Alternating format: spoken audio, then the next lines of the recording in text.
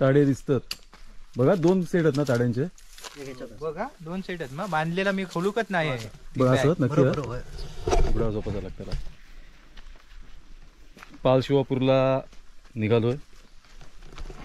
Team एक्सप्लोररचे थोडेसे सदस्य आहेत, सगळे नाही आहेत. आणि बाकीचे जे असत ते टीम एक्सप्लोररचे नाहीत, टीम लक्झुरियसचे सदस्य असतात. ते आता पुढे बघूया आपण, तिकडे गेल्यानंतर तुम्हाला दाखवतो आम्ही.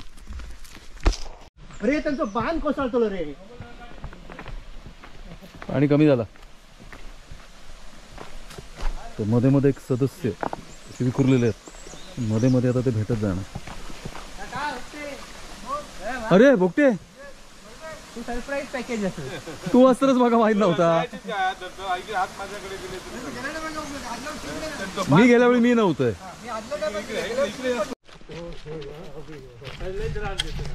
कोण कशात प्रत्येक एका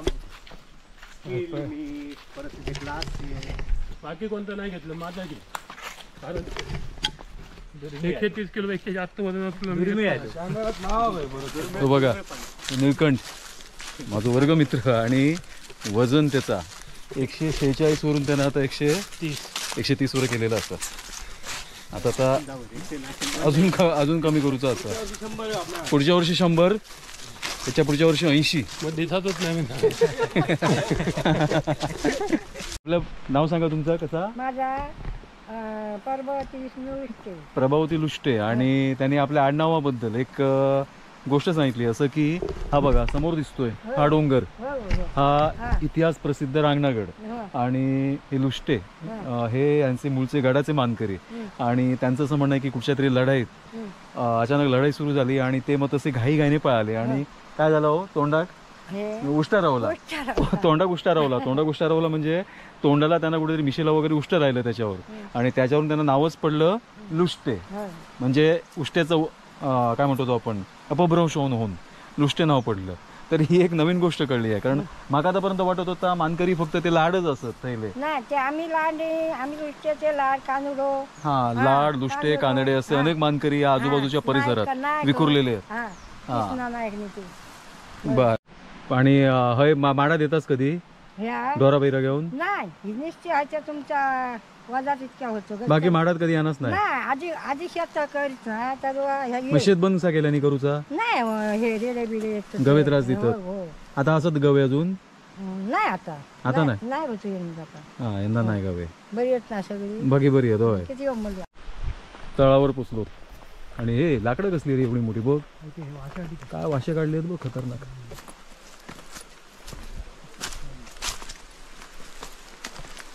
सरसोट कुठच्या यंत्राशिवाय असं वासत असलेत बघा.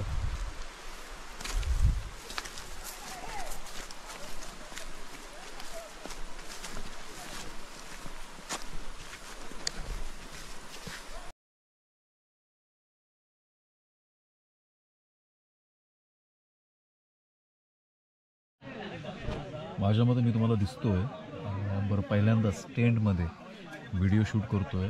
आणि इतर ज्या ट्रेकमध्ये आम्ही जातो व्हिडिओ शूट करायला टेंटमध्ये मिळत नाही. याचं कारण असं असतं की वातावरण थोडंसं भयावह असतं. आता इथे लाईटची सोय आणि सगळ्यात महत्त्वाचं व्हिडिओ शूट काय करतोय, तणाव नाही आहे. आणि बघा, हा तुम्हाला दिसत असेल बाहेर कॅम्प आहे आणि भरपूर लोक आहेत. नेहमी आम्ही 3 लोक नाहीतर 5 लोक असतो. यावेळी तब्बल 33 जण आहेत. आणि अजून एक ग्रुप आलेलं आहे आणि जेवण करणारे आहेत ते वेगळेच आहेत. आता हे सगळं जे काय लावाजम आहे हा तुम्हाला उद्या दाखवेन. आणि उद्या सकाळी उठून याच भंगसाळ नदीच्या काठाकाठाने या दरीतून पुढे जायचं आहे. आणि ज्या ज्या नवीन गोष्टी मिळतील त्या आपण बघूया, पण त्या आपण बघूया उद्या. आणि आता जरा कॅम्प फायरमध्ये जाऊया आपण.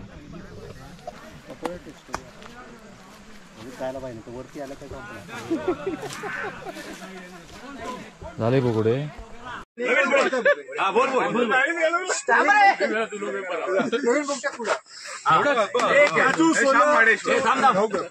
आणि सोलकडी पिणार तो ह्याच्यात माशाची आंबट होणार ते ह्याच्यामध्ये. तो बघा तिकडे रात्रीच्या अंधारात ससाणा दिसला. सागरला इकडे डोळे चमकताना दिसले. म्हणून जरा जवळ येऊन बघितलं. नेमका प्राण्याची उंचीवरून वाटत होतं की कुठचा तरी मोठा प्राणी आहे आणि जागा पण बदलत होती. पण दिसतंय ससाण आहे, पण तो अजिबात एवढं जवळ येऊन सुद्धा हालचाल अजिबात करत नाही आहे.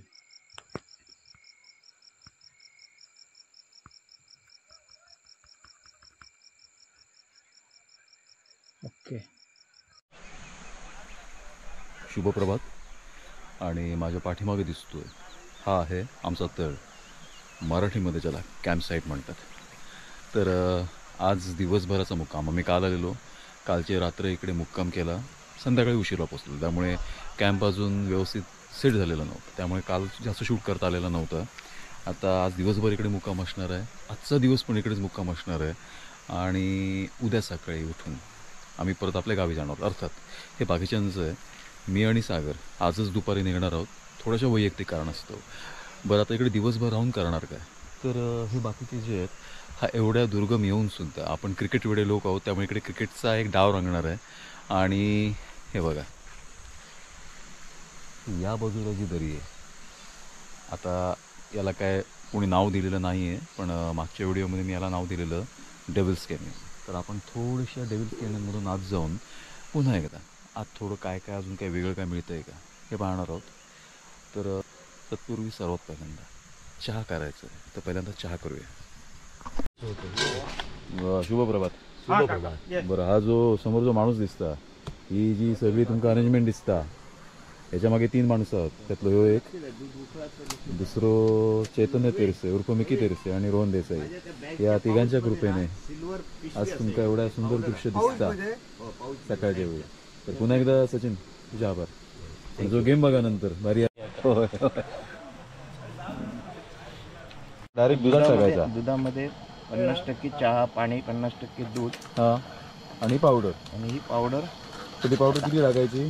हे आता आमका थंयसर त्यांच्यानी ह्या दिलेलं स्पून दिलेलं असं ना, हां, ते 1 लिटरात 8 चमचे पावडर. 1 लिटर काढतो. मी पण ह्याचा पाऊच ह्याच्यात विकत मिळणार नाही, नाही दुकानात नाही मिळणार. हा, नाही मुंबईत मिळतात काय? बरं, हे चहा कसवा? अप्रतिम चहा. हा, आणि मगाशी तुमका दाखवलंय ती चहा करूची रेसिपी, पण सांगू विसरलंय. बघा, हे चहाचे जनक आणि हटके वडापावचे मालक, सर्वेसर्वा संचालक शुक्रा काका, त्यांच्या सौजन्याने आपण ही चहा पितो.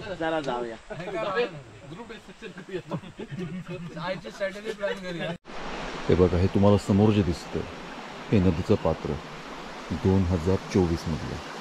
परंतु आजपासून काही हजार वर्षापूर्वी किंवा काही लाख वर्षापूर्वी हे पात्र असं नव्हतं. याचं स्वरूप खूपच वेगळं होतं. आणि याचं उत्तर हे बघा, हे या भागात मिळणार. आता या भागात असं खूपची विशेष गोष्ट आहे. तर या भागात तुम्हाला दिसत असतील, इथे मातीमध्ये गोल आकाराचे मोठे मोठे खडे आहेत, दगड आहेत मोठे मोठे, आणि ते बघा अगदी इथपर्यंत आहेत. आता हे जे गोल झालेले आहेत दगड, हे कशामुळे झाले आहेत? तर जसे गोल दगड आपल्याला पाण्याच्या प्रवाहात मिळतात, तसेच गोल दगड इकडे आहेत. आणि याचा अर्थ पूर्वी कधीतरी तिकडे पाणी वाहत होतं आणि तो दगड नदीच्या पात्रात होता.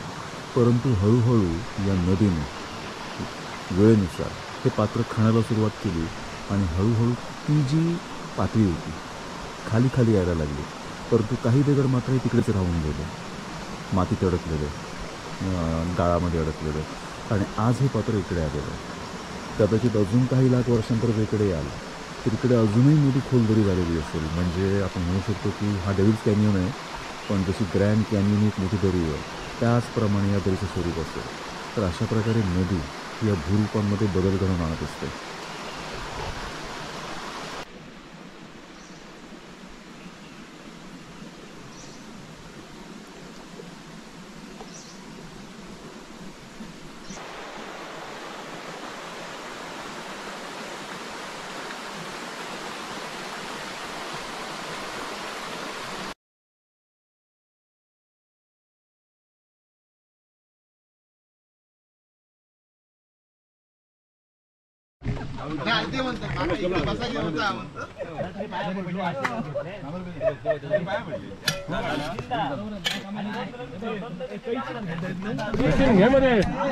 अटीतटीचा सामना चालू आहे आणि नवीन फलंदाज आलेला आहे. आणि सह्याद्रीच्या कडेकपारीत क्रिकेट रंगलेलं आहे.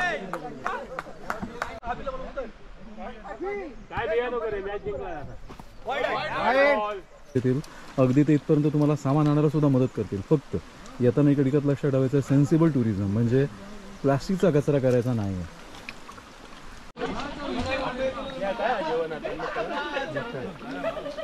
काका जरा एक ह्या द्या, जरा मुलाखत द्या तुमची. तुमचं नाव सांगा, काम करा तुम्ही तुमचा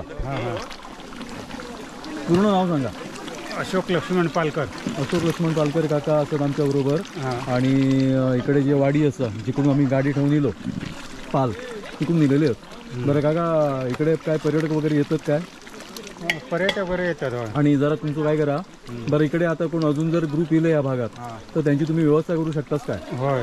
बरं, जरा तुमचं ह्या सांगा, नंबर सांगा. 9422 9422 98 56 18 98 56 18. 56 18. हां जेंगा कोणा ज्यांना कोणाला यायचं असेल हां इकडे या. बरोबर जिकडे तुमच्या गाड्यात थांबणार आहेत ज्या स्टॉपवर तिकडे गाड्या लावा. आणि पालकर काका कुठे विचारा.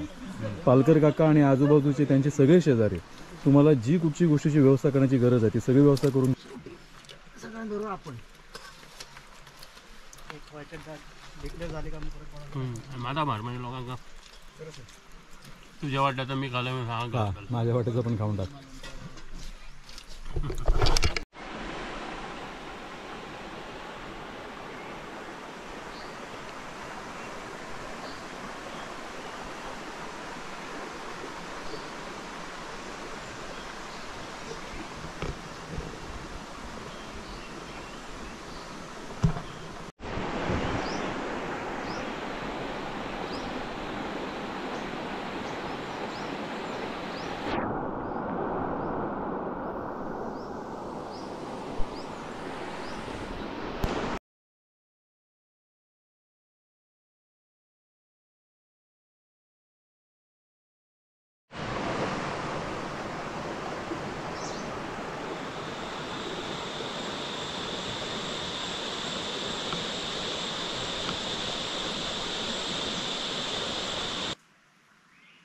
जिकडे आमचा कॅम्प आहे तिकडून थोडंसं दूर आलो आहे आणि जागा एवढी शांत आहे. तर बऱ्याच जणांना एवढ्या शांत ठिकाणी आम्ही नेमके का येऊन राहतो याचा प्रश्न पडतो आणि याच्याबद्दल मी अनेक वेळा बोललेलो पण आहे.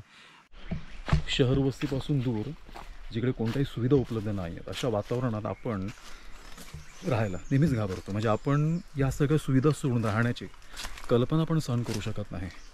परंतु गेल्या वर्षी माझ्या वाचनात एक पुस्तक आलेलं, क्राय ऑफ कालाहारी, साथ घालतो कालाहारी या नावाने त्याचा अनुवादसुद्धा उपलब्ध आहे.